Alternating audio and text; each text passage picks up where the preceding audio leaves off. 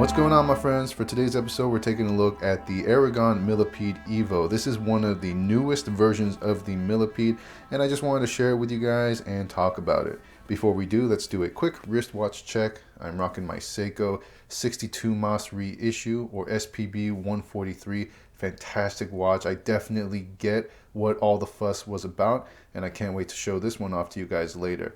But let's get right into the review. So starting off with price, you can find this for $250.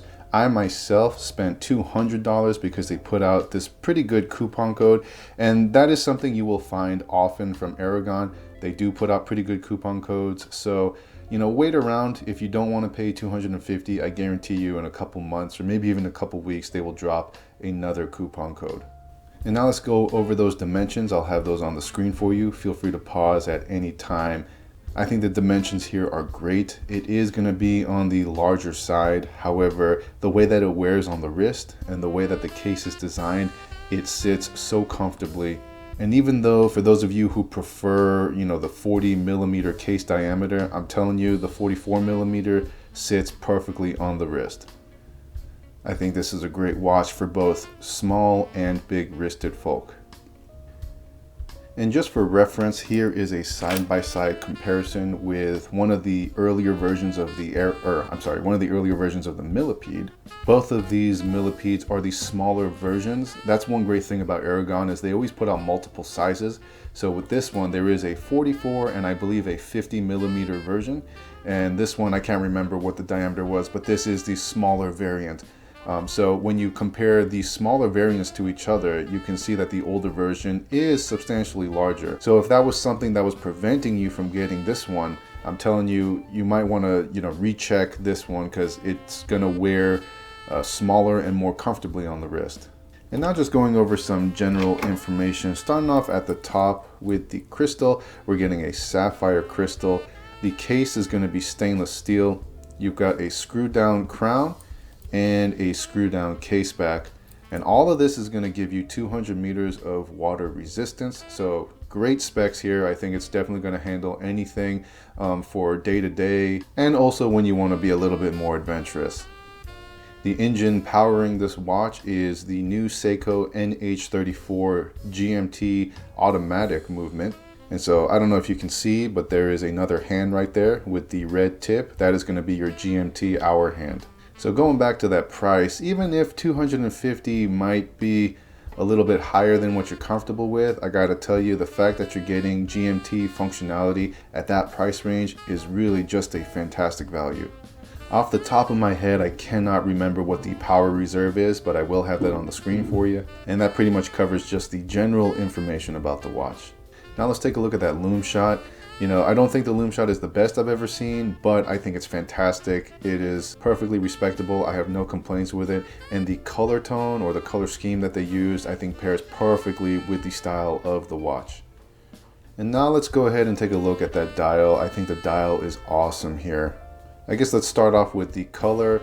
It's professional, sleek, simple, and not overly complicated. But what I think really makes this dial stand out is the applied indices. It's sharp and again looks very professional. I love how each of the indices has that chrome boundary or border around it. And so while I think this watch is more of like a tool beater watch, you still get the bells and whistles of a more refined luxury watch. And I really like what they did here with the hands as well. It's not your typical classic style. It's a little bit more modern, a little bit more futuristic, and I think it is in line with the overall theme of the Millipede. As far as the GMT hand goes, it is out of the way. It doesn't confuse you with anything. It's there when you need it and not there when you don't. If I had to criticize one thing, I don't consider this a criticism. It doesn't bother me, but the date complication at the 3 o'clock, not everybody likes that, but it's just the nature of the beast. That's what you're going to get with an NH34 movement. I myself find that I prefer a date window-less dial, but I always need it whenever I'm wearing a dial that doesn't have a date complication. So I want a clean dial, but I need a date complication, if that makes any sense. Now going over the bezel area, I love this. I love a clean, non-rotating bezel, and the fact that it is all brushed, it looks so clean and professional. I think this is what was missing from the previous Millipede version, and this is really what put me over the edge to make this purchase. And other than that, I got nothing else to say. I really like what they did here.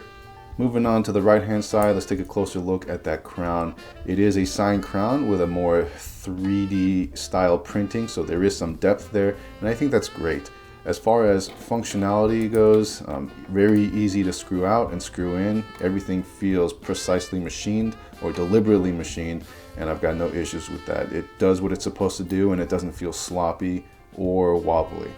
And it is a coined texturing on the edge, so very easy to grasp. And then moving on to the caseback, screw down caseback, which I always like. It is an open exhibition or display caseback, so you can see that movement. I would have preferred a closed caseback. That's just how I am as a person and as a watch collector. But for those of you who are sort of new into watches and seeing that the complications and everything in the display caseback, that can be a very cool thing. So I do like that they did that, and I'm just showing it off to you. This is how it is. I don't feel one way about it, negative or positive. It's just there, and I'm showing it off to you. And then talking about the bracelet, which I think is going to be the most polarizing thing about this watch. In this case, as far as the Millipede bracelets go, I think this is the best execution of it. Number one, because it's brushed, so I just feel like it looks better with the whole style of the Millipede. But also number two, the screw heads on either side don't get in the way. In my experience with Aragon watches, and again, this is very nitpicky, but I felt like the screw heads kind of dug into my skin. In this case, you get the Millipede style without any of the Millipede inconveniences. So I like what they did there. As far as the clasp goes, you got a milled steel clasp, so I know a lot of people are going to like that. And it is a, if I can focus, a dual push button deployment clasp. And it's pretty straightforward, pretty typical with what you see at watches in this price range, so no complaints there either. You've also got a 3-position micro adjust as well. So all in all, very easy bracelet to adjust in size for your wrist and operate. And now covering the finishing, just like I said with the bezel, I really like how it is brushed throughout the entirety of the case. To me, this represents a working man's watch. And I mean working man as in somebody who is doing work, physical work, whether it's yard work or you're in a machine shop or in a factory or warehouse, you're just doing heavy duty labor. I think this is the perfect companion for that. Even though the Millipede style bracelet, I think is more of a fashion statement, practically and functionally, I think it acts great because you've got a lot of ventilation there towards your skin. So throughout the day when you're sweating and you're getting uncomfortable and hot, you've got a lot of airflow going to your wrist, and I like that.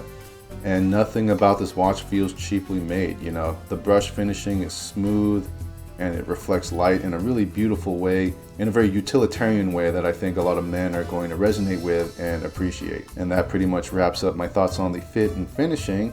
And going on to my overall thoughts, in my opinion, I think the Millipede EVO is the Millipede perfected. All of my complaints with the previous variations were solved with this version. The way that the case is shaped, the size, the finishing, it's ideal for the kind of watch collector that I am.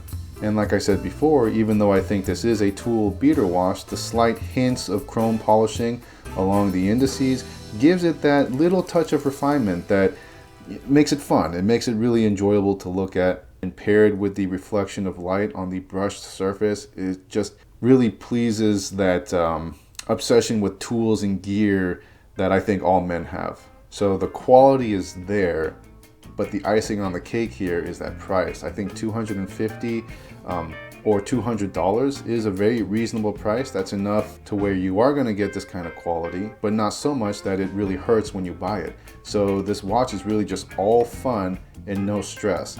And that's where I think Aragon is very strong at. They have a great ability to put out these watches that are awesome quality that require no stress. So all in all, definitely recommend this one if this is your style, right? Obviously, I understand that this is a funky style that might not resonate with all watch collectors, but if you've made it this far, then it's probably because you are already into Aragon.